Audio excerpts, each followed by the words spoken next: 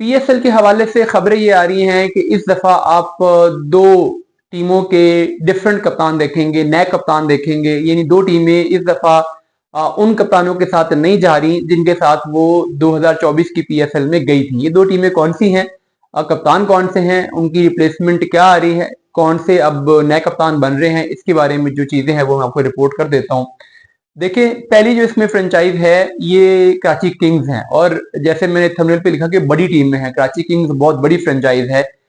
शायद पीएसएल की जो दो तीन सबसे बड़ी फैन बेस के हिसाब से फ्रेंचाइजेस हैं उसमें आती है। फाइनेंशियली सबसे महंगी फ्रेंचाइज है। लेकिन पिछले कई सीजन से अब ये मुसलसल नाकाम हो रहे हैं। बीच में दो तीन सीजन इन्होंने अच्छा खेला था जब इन्होंने पीएसएल जीती भी थी। तो अब ये है कि लास्ट टाइम इन्होंने शान मसूद को कप्तान बनाया था, लेकिन शान मसूद की जो परफॉर्मेंस थी एज अ प्लेयर भी एज अ कैप्टन भी वो कोई खास नहीं रही थी। अभी शान मसूद की बैटिंग भी कुछ खास क्लिक कर नहीं पा रही। अभी जब रेलीगेशन हुई है पीएसएल की तो उसमें शान मसूद को डायमंड कैटेगरी से डिमोट करके गोल्ड कैटेगरी में भेज दिया गया है, तो जो कि क्लियर इंडिकेशन है कि शान मसूद कराची किंग्स की अब प्रेफरेंसेस में उस तरीके से नहीं है। कप्तान खबरें भी ये हैं कि उनको हटाया जा रहा है, और कॉमन सेंस भी ये कहती है कि अगर वो कप्तान रहते तो गोल्ड कैटेगरी में वो कभी शिफ्ट ना होते। कोई भी टीम गोल्ड कैटेगरी के प्लेयर को अपना कप्तान नहीं बनाती। तो शान मसूद को हटाया जा रहा है। अब शान मसूद की जगह पे नए कप्तान कराची किंग्स से कौन से आएंगे? वैसे तो लोकल प्लेयर्स में से शोएब मलिक हैं जिनको कप्तानी दी जा सकती है, लेकिन शोएब मलिक कप्तान नहीं बनने जा रहे।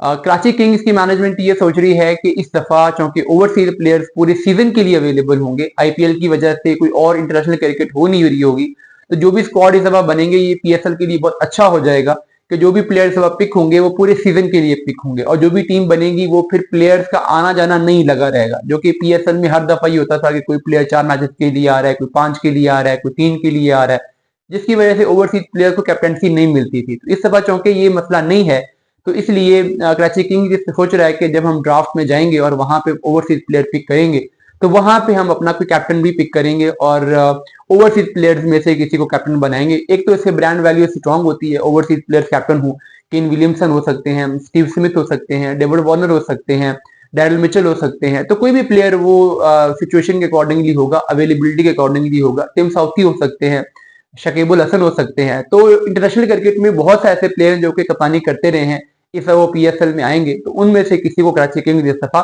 कप्तान बनाने का इरादा रखती है। दूसरी फ्रेंचाइज जो अपना कप्तान बदलने जा रहे हैं वो है पेशावर जल्मी।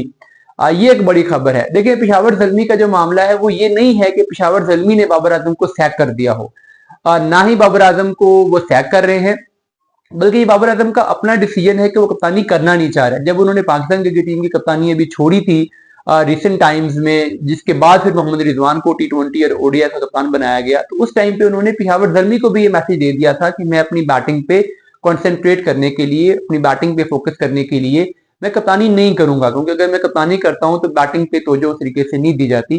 तो वो थोड़ा सा एक किस्म का लो प्रोफाइल में रह के आप खेलना चाहते हैं 1-2 साल अपनी क्रिकेट, तो हाई प्रोफाइल में वो आना ही नहीं चाहते। तो इसीलिए उन्होंने पेशावर जल्मी को ये मैसेज कन्वे किया था कि मैं नहीं चाह रहा, लेकिन पेशावर जल्मी ने अभी तक उनका ये डिसीजन एक्सेप्ट नहीं किया। पेशावर जल्मी की मैनेजमेंट अभी भी उनको इंसिस्ट कर रही है कि नहीं, आप कप्तानी करें। तो मोस्ट प्रोबेबली वो कप्तानी नहीं करेंगे, लेकिन ज्यादा इंसिस्ट करने से हो सकता है कि वो अपने डिसीजन को रीथिंक करके तो कप्तानी रख भी लेंगे। अभी तक की खबर यही है कि उन्होंने पेशावर जल्मी को ये कहा है कि मैं कप्तान नहीं बनने जा रहा। तो पेशावर जल्मी के पास जो बैकअप प्लान है जिसपे वो सोच रहे हैं कि अगर बाबर आजम कप्तानी नहीं लेते, अगर वो अपने डिसीजन पे कायम रहते हैं, तो फिर हम क्या करेंगे। फिर जो बैकअप नाम इसमें सामने आ रहा है वो आ रहा है मोहम्मद हारिस का। मोहम्मद हारिस को हालांकि ट्रेड भी करना चाह रहे हैं कोयटा ग्लैडिएटर्स और कराची किंग्स, उन दोनों ने राब्ता किया है, लेकिन पेशावर जल्मी उनको जाने नहीं देगी और वो उनके बैकअप कप्तान भी हैं। लास्ट टाइम भी कुछ मैचेस में बाबर आजम की एब्सेंस में उन्होंने कप्तानी की थी।